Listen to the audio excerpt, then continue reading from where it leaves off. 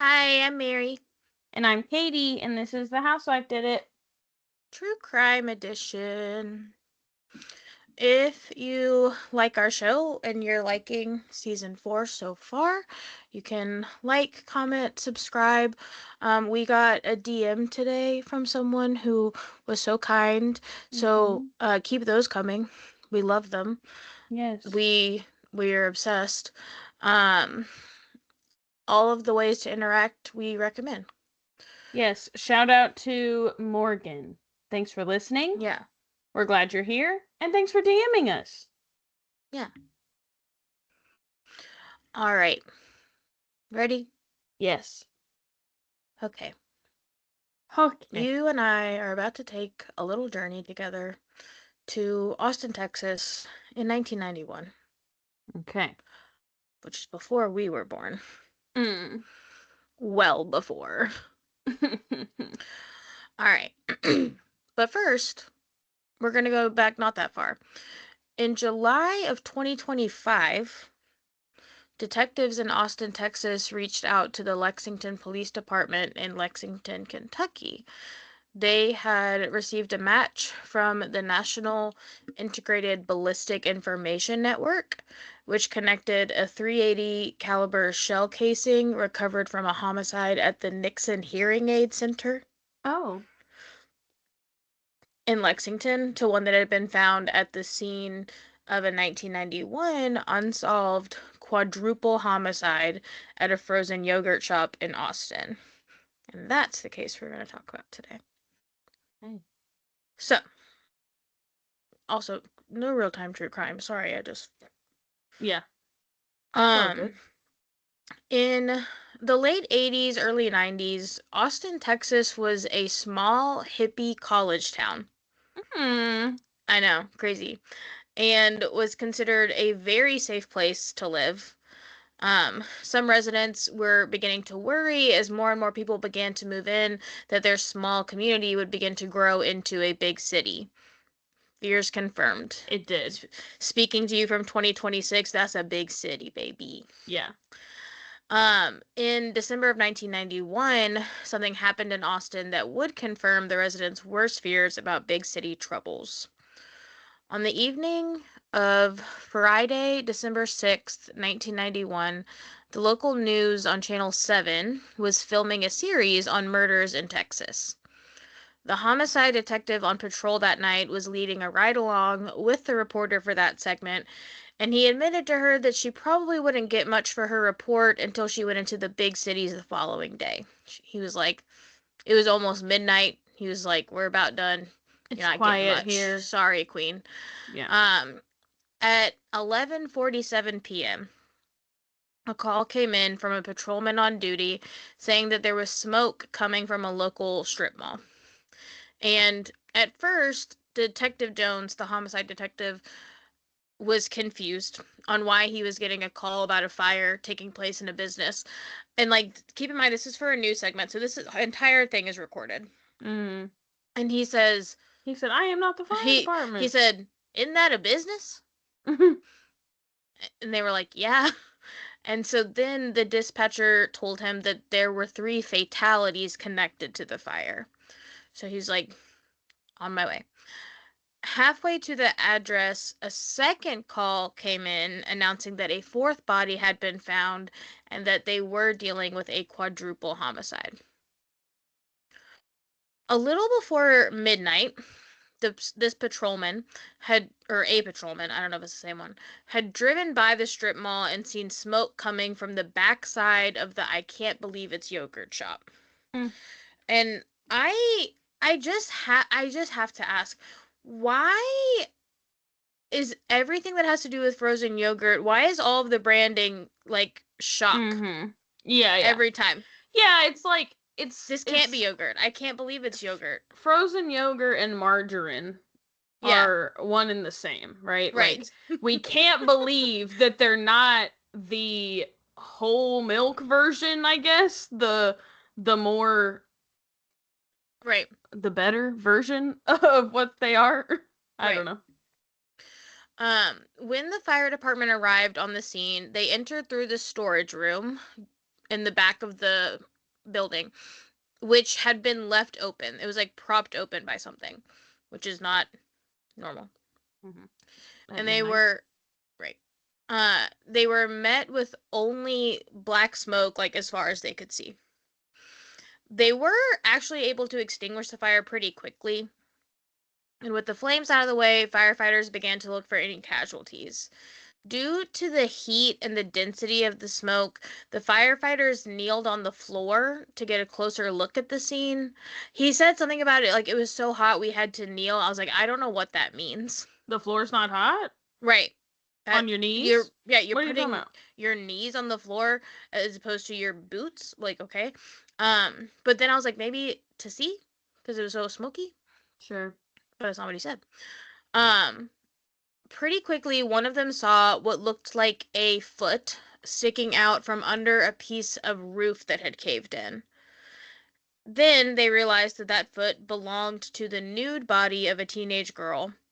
And then they found that she was just one teenage girl at the bottom of a stack of 3 nude teenage girls. Oh my God. Each of them had been shot in the back of the head execution style with a .22 caliber lead bullet. About 10 feet away, a 4th body was found. It took first responders, no, not took. It looked to first responders like this girl had tried to crawl away and then was shot a second time in the back of the head with a .380 caliber pistol, which had damaged her brain and then exited through her lateral cheek and jawline. So she had 2 bullet wounds to the back of the head from 2 different guns and then an exit wound in her jaw. When the firefighters realized that this was clearly foul play, they skedaddled, you know. They left the scene and Not my circus. They said, oh. They said, you know what? The fire's not threatening any lives. Yeah. This is Homicide's turn. Well, and like on the Crime Junkie podcast, she said something about like that they said like, I think what she was saying was that they just hauled ass out of there. Yeah, but like they weren't able to stay and like look for the cause of the fire. Oh, like, sure. So then they would just be walking around a crime scene. Yeah, there was like something where there was like they had trouble deciding whether or not accelerant was used. And it was because they were like, we're not touching this crime scene anymore.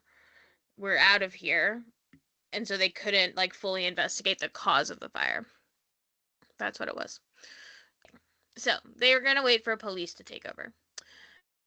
So then police got there, you know, and they called the manager of the yogurt shop, and the manager gave them the names of the 2 employees on duty that evening. 17-year-old Eliza Thomas and 17-year-old Jennifer Harbison. Police went to Eliza's home first and arrived around 1 a.m. Her sister, Sonora, and their dad woke up to banging on the front door. And police told them that they believed Eliza was one of the victims at this fire shooting at the yogurt shop. Next, that's kind of it. They were like, yeah, we think your child is dead. Next, they headed to the Harbison home. And they asked Jennifer's mom if she knew where her daughter was. And she said, yeah, both of my daughters are upstairs sleeping. And they're like, oh, great. And she was like, well, I mean, I assume they're upstairs sleeping. And then she explains that they were staying late for the closing shift at the yogurt shop that night, so she was in bed well before they were supposed to get home. So she assumed that when they got home, about 2 hours ago, that they would be in their bedrooms with their friends that they were having a sleepover with. I have a bone to pick. You you knew your daughters were out, you did not see them return, and police show up at your house. That's your turn to say, did they make it to their beds or not? When they ask you where your daughters are, they're not asking where they are on a typical night. They're asking, where's the last place you knew that they were? Right. You did not know that they were in their beds. Yeah. You were asleep. That's fine. But, like, Girl. Yeah, so basically they told her the same thing. They were like, let's double check, you know. Yeah. So they went upstairs to where the girls' bedrooms were, and they were not there. Mm. So immediately she told them that her 15-year-old daughter, Sarah Harbison, had brought her 13-year-old best friend, Amy Ayers, with her to the yogurt shop that night. That gave police a third house they now had to go deliver bad news to. Each of the families was asked to submit dental samples, which confirmed that the 4 victims were Jennifer and Sarah Harbison, Eliza Thomas, and Amy Ayers. Up until that point, Eliza's sister, Sonora Thomas, had been secretly hoping that Eliza wasn't actually at the yogurt shop that night. And this was all some sort of mix-up. She said, she's like, I even hoped, she had been kidnapped. Like, anything, except that she was one of the bodies. Eliza was described as a very social girl. She loved dancing, partying, and fixing cars. She's a multifaceted queen. She was into fashion and makeup, but most importantly to her, she loved animals. Eliza was determined to be a vet one day, so her sophomore year, she changed high schools so that she could become a part of the Future Farmers of America and help take care of animals at school. At her new school, you, girl. Yeah. Judgment-free zone. Um, it's 1991, right? So, we're so close. Yeah, we're so close to having a Democratic president from Arkansas. Yeah. You know? At her new school, she met Jennifer and Sarah Harbison. And then Jennifer and Eliza got jobs together at the I Can't Believe It's yogurt shop. That evening, they were planning on having a sleepover after their shift ended at 11 p.m. Before Jennifer left for her shift, Sarah asked their parents if she and her best friend Amy could go with the older girls and spend some time at the strip mall and then join in on the sleepover afterwards. And they were like, absolutely. Toward the end of their shift, the girls began their cleanup routine. We know this because there were cleaning supplies out and about in the restaurant. There was a broom propped up against the wall, so, cleaning chemicals were out. The napkin dispensers had all been refilled except for one, and all but one table had chairs flipped and placed on top of them, which makes it seem like someone was sitting at that table. Well, okay, I might have missed this, but not all 4 of the girls worked there? No, the two 17-year-olds worked there. Yes. Hypothetically, it could have just been their friends, waiting. But when, they interviewed people who were at the yogurt shop that night, none of them saw the other the younger girls. So they were they're pretty in the back, sure. Yeah, they're pretty sure they were in the back. I just meant waiting. Once they started changing napkin dispensers and sweeping, maybe their friends were we'll sit and, you know what I mean? Yeah, I think also. But also, couldn't they have just not gotten to that table before they got? Sure. I think also, though, some people have said that they think Sarah and Amy were probably helping them with the closing routine. Probably. And so maybe that they were also doing part of the cleaning, and that in restaurants and other businesses, you start the closing routine before it's actually time to close, and sometimes when you still have customers present. Yes, Mary, tell me how they close an ice cream shop. Me, tell me. That's all I'm saying. But yes, I will confirm. We start closing before. Yes. So keep in mind that they are still at the register checking people out and things like that. And so they're just trying to get some things done. Yeah, and there was only 2 of them working. So it gets also very possible that they were working at the counter and they asked their sister and friend to clean up while they did that, to kind of make it go faster. We just know they were cleaning, and that one table didn't get cleaned. Sarah, Eliza, and Jennifer were found. Why you look? What? Stop. Oh, I thought you were like my neck. alarmed. Oh No. when they were found, they're the three that were stacked on top of each other. They were severely charred, and all had been gagged and bound with their own underwear. The fire had split the skin open on their thighs and arms, which I did not know was up for possibility. Mm-hmm. And their bodies had begun to melt into the floor. Wow. Amy's body was not charred. See the separate but body? Yes, she was about Okay. 10 feet away, and where they believe the fire started was like directly behind where the stacked girls were found. It was like on a shelf, and they were in front of the shelf. So like they were like closer to the point of where the fire began. Sure.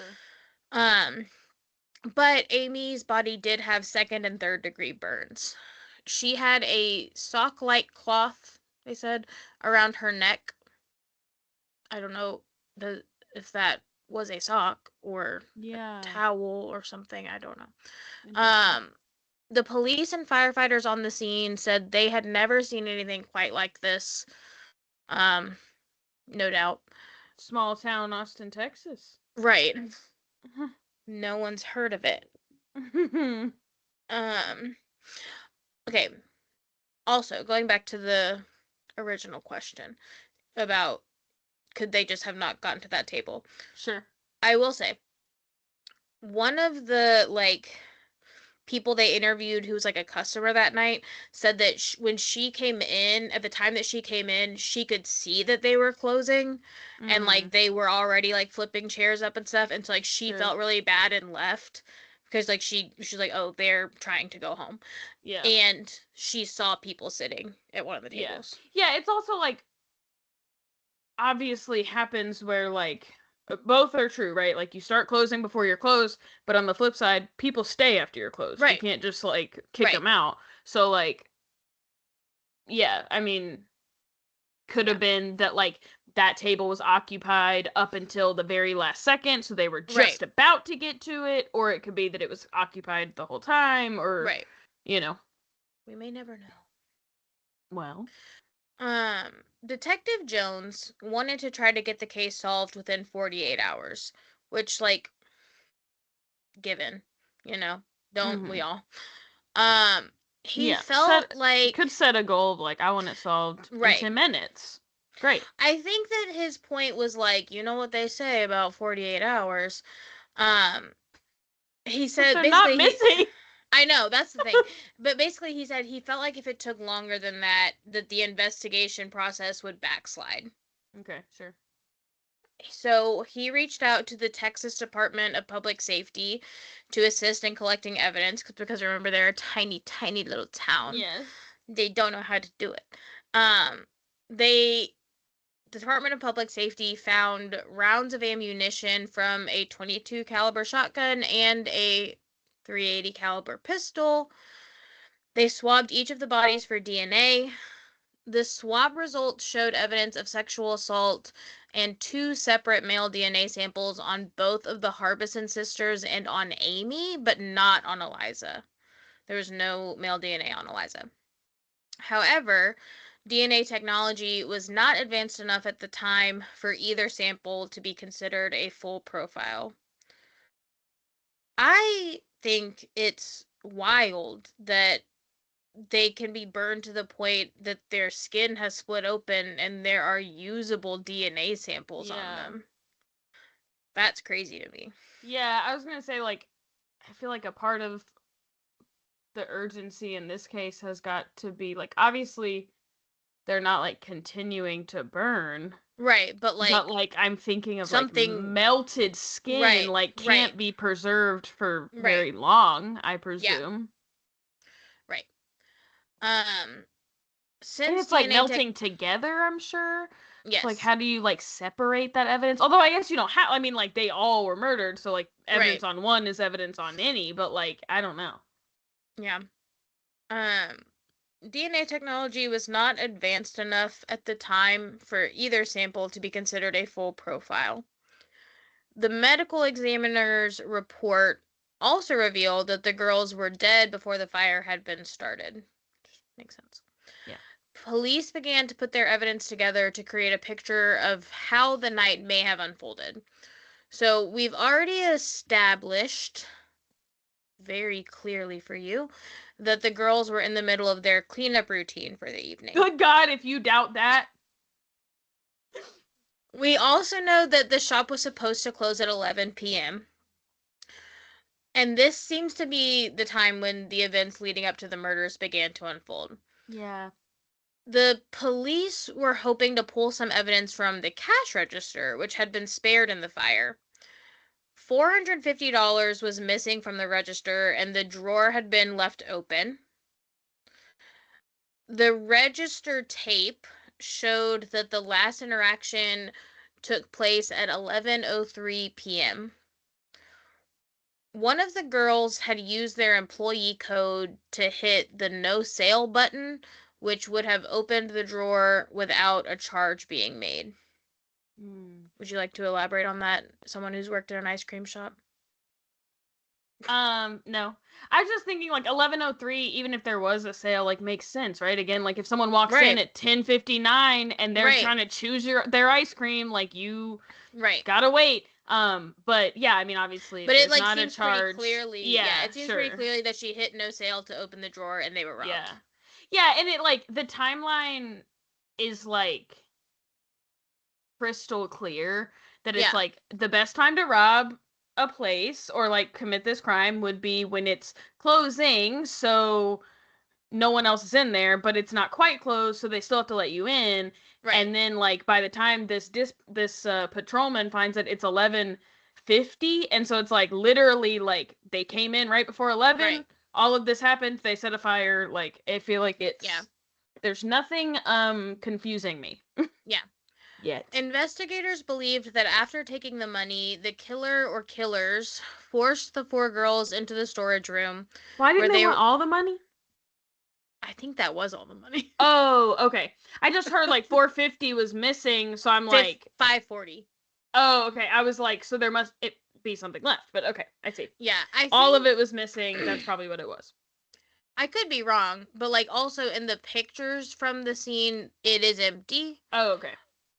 But also there was a fire. I don't know what they had to do. They had to clean it. It burned. I don't know.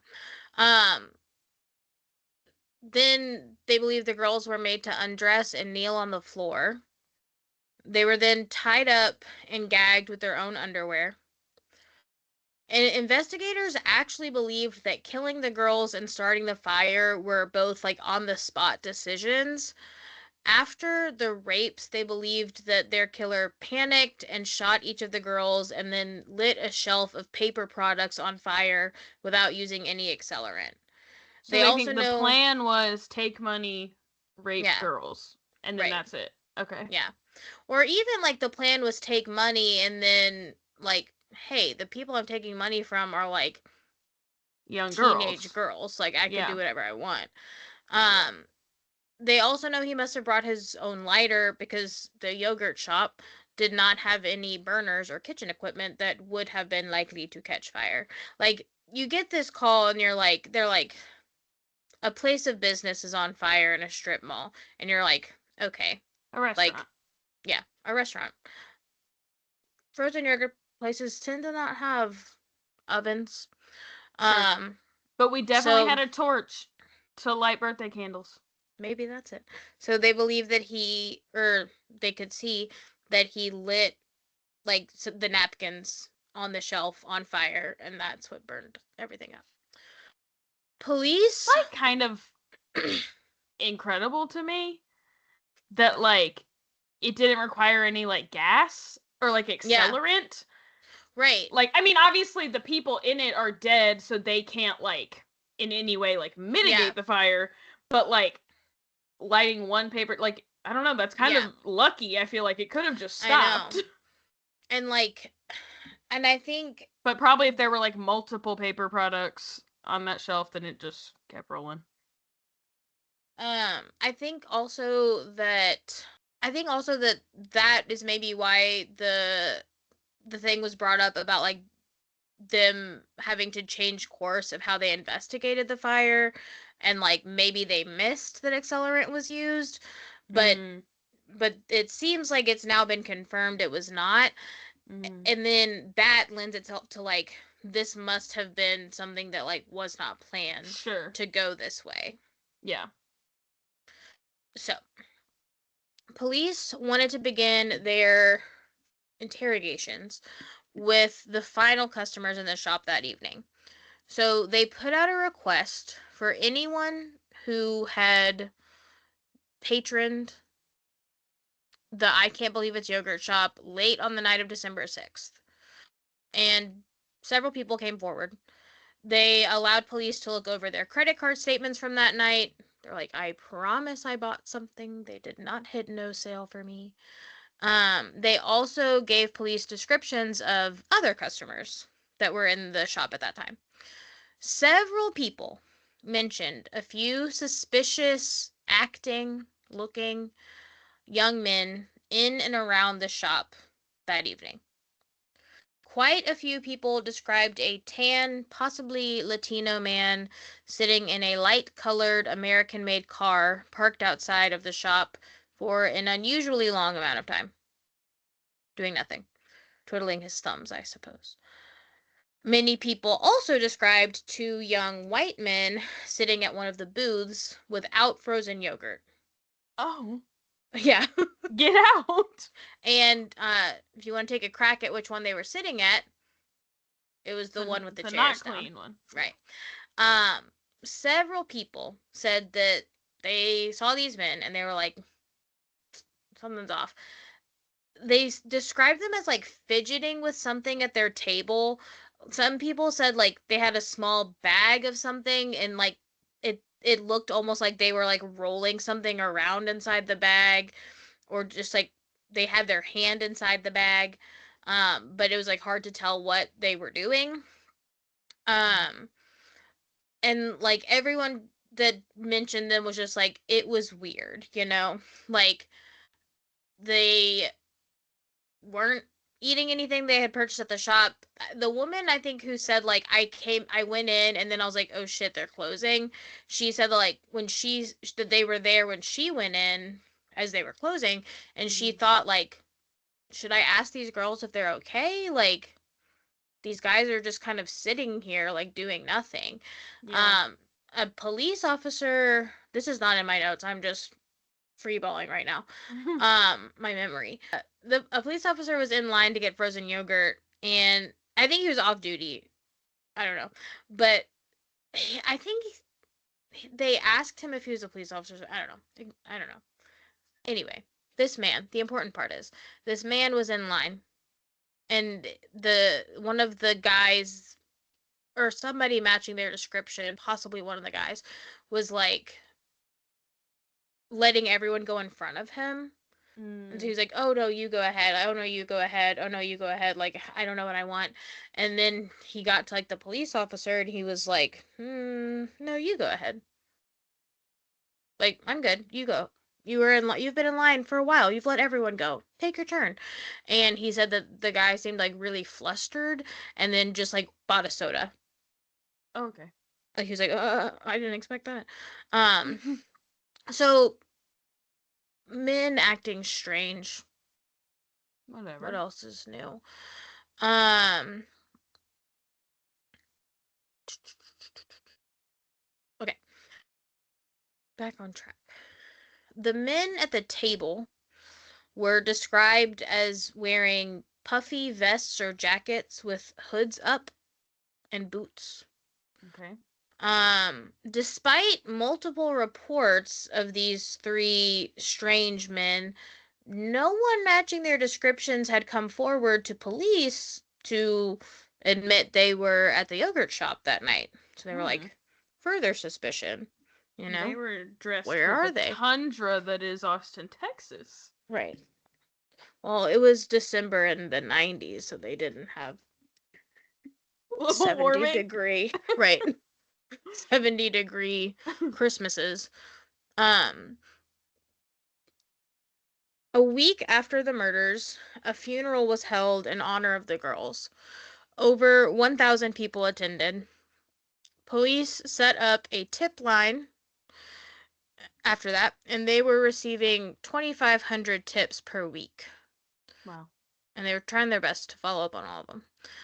Around this same time, police believed there was a break in the case. A 17-year-old had shown someone a .22 caliber gun tucked into the waistband of his pants. He was at some sort of mall. I cannot confirm if it was the same strip mall, but I know he was at some kind of mall when this happened. He's like showing his friend, like, look what I have. And his friend alerted a nearby security guard, who then, not a good friend, who then confiscated the gun and took the teenager, Maurice Pierce, to a juvenile detention center for questioning. Same kind of gun that was used in that murder. Sorry, you were cutting out. There you are. They take them straight to juvie for questioning? So yes, because the part that I cut out on was that an APB had been sent out about the guns used in the murders. Okay. And so when he saw this gun, he was like, "Oh, wait, that's like the same kind of gun." Okay. So investigators asked Maurice for an alibi the night of the murders, and he said, "Fine, fine. Tell you where I was." He and 3 of his friends had stolen a car and were joyriding around the city. And pretty soon after the interview had started, Maurice said that he had driven the stolen vehicle to the I Can't Believe It's Yogurt shop, and that his friends went inside, assaulted and murdered the girls, set the fire, and then jumped back in the car and had Maurice drive away. Is Maurice Latino? No. Okay. The 3 friends he named, also this was a truck, not a, okay, the same car described either way. Not an American-made car. Right. The 3 friends he named as co-conspirators were Robert Springsteen, Forrest Wellborn, and Michael Scott. Those are white people. Yeah, they are. Police brought Michael and Robert in for questioning, and they maintained that they were not at the yogurt shop at all that night. Like, I don't know what this goon is talking about. With Forrest, for some reason, no, I do know why. Forrest was the youngest in the group, and so they were like, we could get him. So investigators had Maurice wear a wire and try to coax a confession out of Forrest. The 2 met up at a laundromat, and Maurice attempted to steer the conversation toward the murders. And in the recording, police said Forrest seemed like to really be trying to follow along with the conversation, but he clearly had no idea what his friend was talking about. He's like, yeah, what? And also, these were described as, men. They were described as young men. Oh, okay. I just figured that, if they were, teenagers, those women, or that woman, would have maybe been like, this is their friends, or their boyfriends, or, because, they're the same age as the girls that were working there that night. So that's why I thought, the men that they saw must have looked out of place, by being, too old for that to be possible. But I do think that they were described as young men. I do think that some people may have said they could be teenagers. And for whatever reason, this seemed 17 years old seemed to be within the realm of possibility. Okay. But not Forrest. No. Poor Forrest, so confused. Genuinely confused. When police listened to the recording, they genuinely felt like Forrest was confused by what Maurice was saying, and they were ready to write him off as a possible suspect.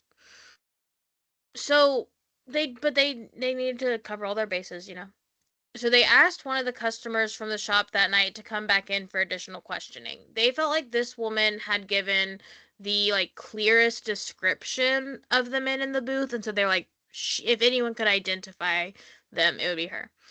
They showed her a photo lineup, and she said that Maurice Pierce very closely resembled one of the men she saw fidgeting at the table that night and could possibly be him, but wasn't 100% sure. Investigators could not use the boy's DNA against the partial sample that they had found at the scene, given that it was a partial sample, but they did send bullets from Maurice's gun off for ballistics testing. And when those results came back, the shell casings from Maurice's gun did not match those found at the scene. Maurice, even though it was like the same caliber, even though it was the same caliber, Maurice's gun was likely too new to have been their murder weapon. The casings from the at the murder were older. Without any real physical evidence, police let the boys go. The Detective Jones also like truly did not believe they did it. He was like, I just needed to let them go. I did not think it was them. Pretty soon, the homicide detectives of the Austin Police Department got a call from within their own precinct. The sex crimes unit called and told them that the sketch of the man in the car outside of the yogurt shop that night looked a lot like a sketch they were going off of for a sexual assault case they were working on. They were able to identify the man in their case as Alberto Cortez. I won't ask. Cortez was arrested in Mexico and brought in for questioning, where he quickly confessed to the yogurt shop murders on top of the sexual assault. Police began They went and found this man? In Mexico. Wow! I know, I typed that and I said, what a thought, bringing people in from Mexico? Yeah, weird. Police began taking in his confession, but when he said that he had used a .38 caliber gun, which did not match the evidence found at the scene, they were pretty sure this was another false confession. The next day, he spoke to newspaper reporters and said he was tortured into confessing and recanted his statements. They were like, no, we didn't believe you. Like, yeah. What do you mean you were tortured? Yeah, but those sex crime people were like, we have a sketch of a Latino man. They really were identical sketches, like. Oh yeah, were they? They're exactly the same. Fine. 8 years after the quadruple homicide, the FBI released a new profile of the killer. They believed they were looking for someone who, at the time of the crimes, would have been young and disorganized, and would have left town shortly after the murders. This Mexico. This piqued the interest of investigators and made them think back to 4 young men they had dismissed early on in the investigation. So they decided to re-question Michael Scott, Maurice Pierce, Forrest Wellborn, and Robert Springsteen. When they began to question Michael Scott, at first he maintained that he was not involved in the crimes. However, after 22 hours of questioning over the span of 5 days, Scott began to wonder if his friends had turned on him and implicated him in the crimes all these years later. So, finally, he confessed. He said, we did it. Wouldn't be the first time. Yeah. Then, police brought in Robert Springsteen. They told him that Scott had already confessed and they knew he was involved. And he said, yeah, that's true. We did it. All 4 men were arrested. The families were skeptical at this point, which, like, I feel like is a breath of fresh air in terms of false confessions, that they're like, I don't know about this. They felt like they had gotten their hopes up before, and they couldn't be sure if these were real confessions. The Wikipedia page for this case has an entire section on false confessions. Yeah. They're all over the place. So they're like, I don't know about this. Maurice Pierce, when interviewed, walked back the confession he had given years before and now said he was not involved. Forrest Wellborn hired a really good lawyer and adamantly denied his involvement, and he had never confessed at all to this. I'm still confused. Yeah, I don't know what you're talking about. Pierce and Wellborn were let go. Investigators moved forward with the charges against Springsteen and Scott. During the trials, the main piece of evidence against the two men was their confessions. Both Springsteen and Scott recanted their confessions and claimed that they had been made under coercion during the pressure of very lengthy interrogations. Their defense team said the confessions were pulled out of the men using something called the Reid technique, which is widely believed to elicit false confessions. Mm-hmm. Katie's nodding her head, but if you don't know, I'm gonna tell you.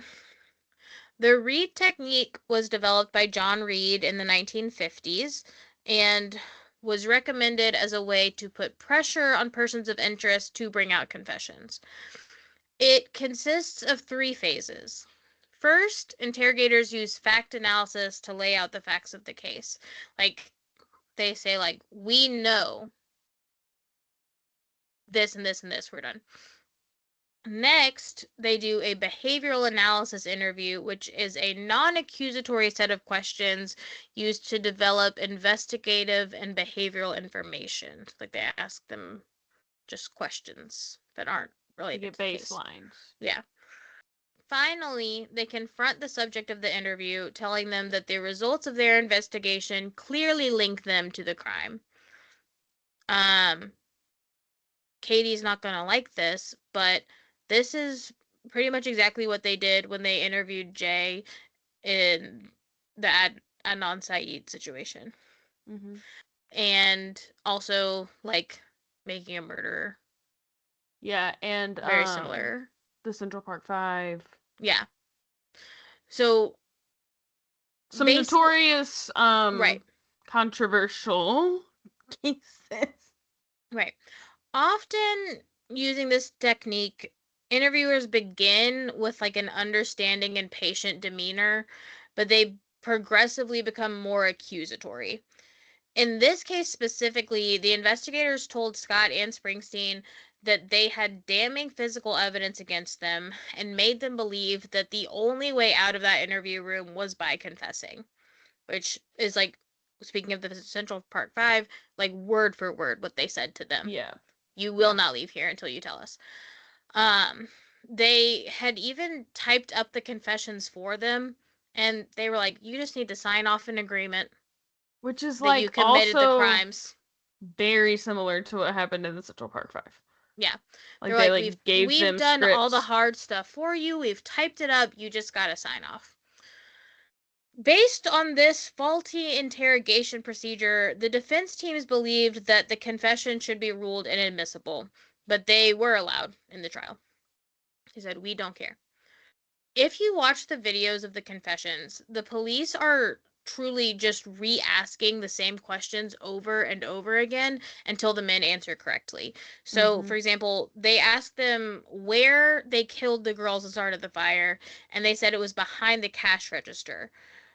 Not true. The girls were killed much farther back in the shop in that back storage room, and even like with Amy being found 10 feet away and then believing she crawled away, she was still probably another 10 feet away from the cash register. Then they asked them what they used to tie the girls up and like kind of told them to think of something white. Like they're like, oh, it's something white. And the men suggested that they may have used napkins to do it, and the police said, no, you can't do that. And the correct answer was supposed to be the girls' underwear is what they were tied up with. They like asked them that question over and over. They were like, no, it wasn't napkins, try again.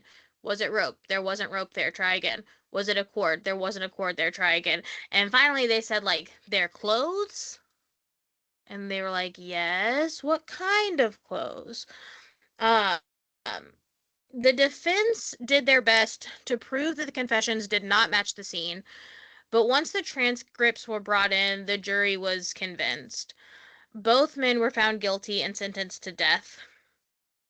Scott, Springsteen, and their teams of lawyers believed that the jury ignored the lack of evidence because they felt a duty to find justice for the girls, which is like what they're supposed to do, but like this isn't finding justice. No. Like just saying someone should be punished without truly analyzing if they were involved is not justice. Yeah, because that means that whoever did this could still be up. Right. Yeah. Right. Yeah. Like, but I don't know. In my head, I'm like, if someone said to me, like, to leave this room. Now, first of all, let me acknowledge, I'm not a teenager. Well, they weren't teenagers at this time either. Oh, okay. But, like, if someone was like, in order to leave this interrogation room, like, you have to confess to murder, I'd be like, that doesn't sound like a way out of this room. Right. Sounds like a way into another room. But, I mean, of course, in this case, you say, like, 22 hours over 5 days, but in a lot of cases, it's 22 hours over 24 hours. So it's like, I don't think it can be understated that, like, you just kind of start to go crazy. Yeah, I think they were, like, 25 at the time. Also, I think one of them was autistic. Just watching him. It also could be that he has low social skills because he was in prison for a while. Anyway, both men immediately appealed their convictions on the basis that their Sixth Amendment rights had been violated. The Confrontation Clause of the Sixth Amendment guarantees that a person on trial has the right to face and cross-examine their co-conspirators. Since the men were tried separately, the confessions of the co-conspirators should not have been allowed as evidence in their trials, but they were. So, like, they used Michael's confession in Robert's trial and vice versa, but they were tried separately. Their sentences were reversed at that time, and the men would have to be retried without those confessions. They sat in prison for 3.5 more years waiting for their new trials. In 2008, advancements in DNA testing were coming through enough that the Austin PD felt they could retest the swabs found at the scene. One of the profiles came back as a complete DNA profile, which was then tested against all 4 men. They were hoping that this would be what they needed to finalize the trial evidence, but when the test came back, none of the men were a match to the complete sample. Oof. The DA held a press conference in which she confirmed that the new DNA evidence proved none of the 4 men they had been focused on were involved in the crime, and she announced that they would be dropping the cases against Scott and Springsteen until they could identify and interview the person whose DNA they had. And they're like, and if they implicate them, we'll go again. Yeah. The families felt disappointed by the release of Michael Scott and Robert Springsteen. Not that they necessarily believed they were the killers, but they thought, like, if they weren't, then who was? Where were they? How long would they be roaming free after killing 4 teenage girls? They were, like, plagued with what ifs. Sure. What if Sonora... I just can't imagine wanting, like, people... Which, again, like, your brain's doing crazy things, but I can't imagine being like, well, until we can find out who it really is, like, they should just kind of be, like, placeholders. Right.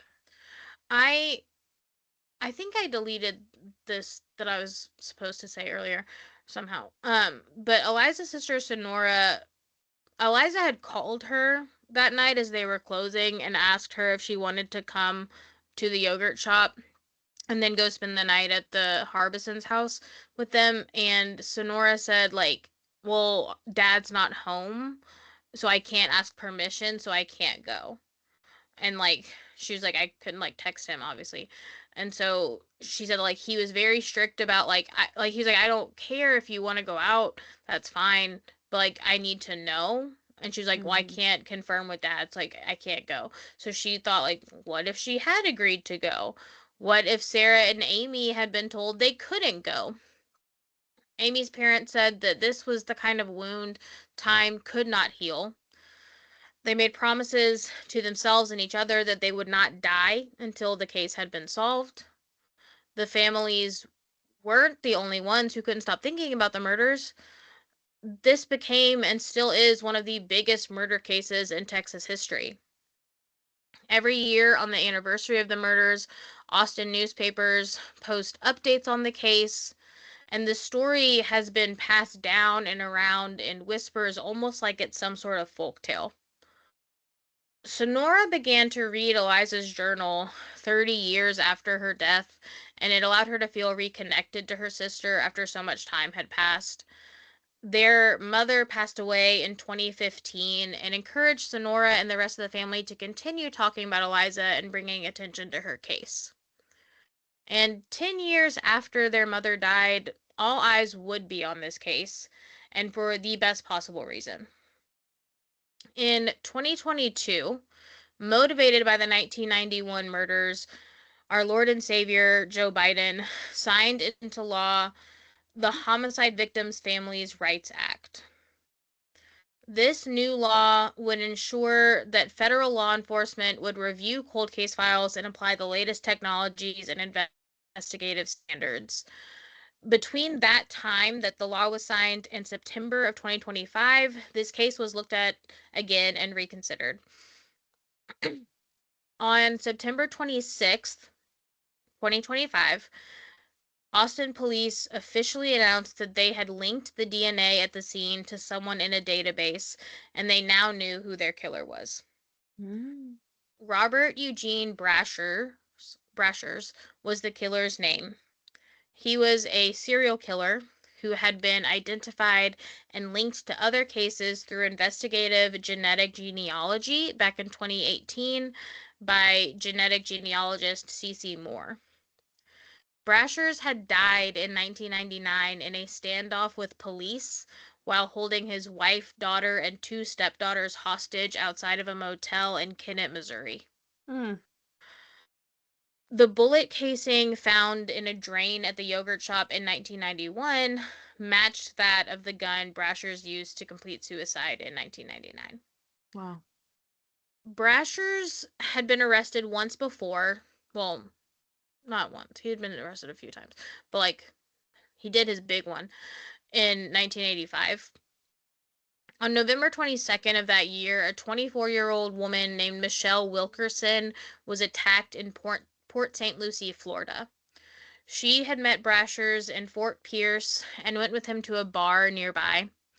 After that, Brashers lured Michelle into a dark alleyway near a citrus grove where they continued drinking. Then he tried to make a move on her.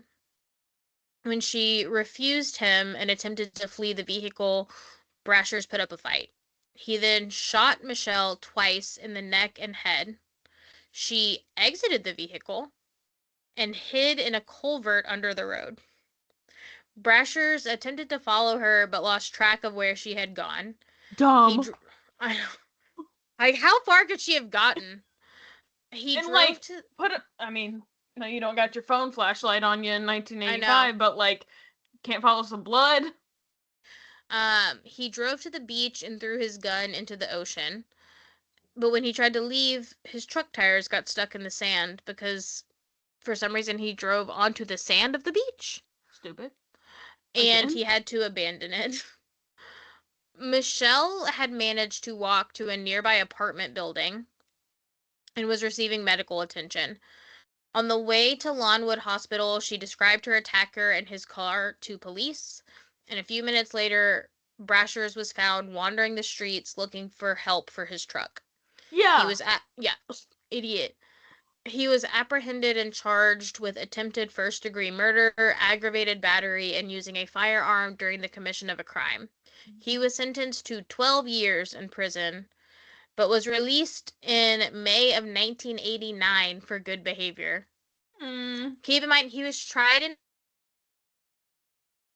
he was there for 3 years You froze. out of 12. He was tried when? 1986. Okay. there for 3 So years. he was there for A 3 years out quarter of of 12. the time. Yeah. Nice. But Wikipedia assures us that they've tightened up on those laws. Nice. After he was released from prison, Brashers moved often, living at different times in South Carolina, Tennessee, Arkansas, Kentucky, Missouri, and Georgia. These states all have something Yeah. in common. Interesting. They're Republican. And in the South. He has now been linked to crimes in these states through his DNA. I am going to, as quickly as possible, shine a light on, like, the murders. He did many crimes. He was robbing and things, but I'm gonna talk about, like, the murders and attacks that, like, were either solved through the genealogical testing, or the DNA was used for that testing. Now, keep in mind that he is dead and he cannot be tried or confess to these crimes, but his DNA is considered a perfect match in these crimes, and it is believed he is the perpetrator of each one. 28-year-old Genevieve Jenny Zitricki was raped, bludgeoned, and strangled with pantyhose inside her apartment in Greenville, South Carolina on April 5th, 1990. Her body was then dragged to the bathtub where she was submerged underwater, and her killer wrote, "Don't fuck with my family" on the bathroom mirror before fleeing the scene. Was this to, like, throw them off? I don't Make know. them think it was Also, a mafia hit? what did he write it with? I was, like, waiting for it to say. He steamed up the bathroom. Right. On March 11th, 1997, Brashers knocked on a door in Memphis, Tennessee, and forced his way into the home armed with a revolver. He then tied up everyone inside the house and raped a 14-year-old girl. The evidence in this case, I believe, is what was used to send off for genealogical testing. 38-year-old Sherry Scherer and her 12-year-old daughter Megan were shot to death with a .22 caliber gun in their home in Portageville, Missouri on March 28, 1998, so about a year later. Both of them had been tied up and Megan had been raped. Just 2 hours later, Brashers broke into a home in Dyersburg, Tennessee. He attempted to assault a 25-year-old woman, but she fought back so hard that he ended up fleeing the scene. From Missouri to Dyersburg? In 2 hours? You froze again. But... I know! In 2 hours? Crazy! The ballistics on the gun fired in the break-in matched those used to kill the Scherers. On November 7th, 1998, around 7:40 a.m., the Lexington Fire Department was dispatched to the Nixon Hearing Aid Center on Malibu Drive. I don't think it's Malibu because it's 2 A's. For a business fire. When first responders were finally able to see past the smoke inside the business, they located the body of 43-year-old Linda Marie Rutledge. Her cause of death was multiple gunshot wounds to the head. Robert Springsteen and Michael Scott remain hopeful that they may be able to receive restitution from the state of Texas for their time in prison now that the state of Texas has closed this case and considers it solved. They are eligible, like, under the law, to receive up to $80,000 for each year they spent in prison, but that is uncommon and unlikely. But, you know, like anything, I think they would take it. But yeah, that's our story. It, like, quite literally was just solved. Like, when I first put this case on the list, it was unsolved. Wow. When I decided I'm gonna do that case, I didn't know who did it. So, good for them. great. That was crazy. Yeah. Yeah. All right. Yay. I don't got nothing else. You solved a crime. Yeah, actually, it was me. Good job. Mm-hmm. I mean, it was Memphis, so Mm-hmm. it basically was me. Mm-hmm. Okay. All right, friends. Bye. Bye.